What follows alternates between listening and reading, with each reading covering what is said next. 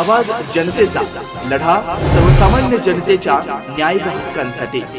राहुरी तालुक्यातील लाख या ठिकाणी टाकळी मिया रोडवरील गल्हे यांच्या शेडजवळ वाळू उपसण्यास विरोध केल्याच्या कारणावरून तरुणास बेदम मारहाण करण्यात आल्याची घटना घडली आहे। याबाबत राहुरी पोलीस ठाण्यात गुन्हा दाखल करण्यात आलेला आहे।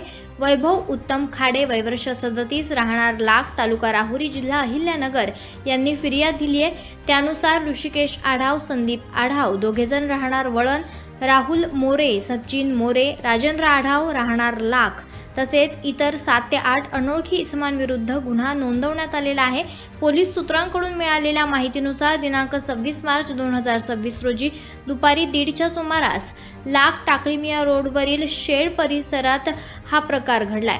फिर्यादी खाडे यांनी वाळू उपसण्यास विरोध केल्याचा राग मनात धरून आरोपींनी लोखंडी रॉड, लोखंडी पाईप आणि लाकडी दांडक्यांनी मारहाण केली आहे। या मारहाणीत फिर्यादीच्या हातापायाला गंभीर दुखापत होऊन फ्रॅक्चर झाल्याचंही फिर्यादीत नमूद करण्यात आलंय। तसेच शिवीगाळ आणि दमदाटी करत जीवे मारण्याची धमकी दिल्याचाही आरोप आहे।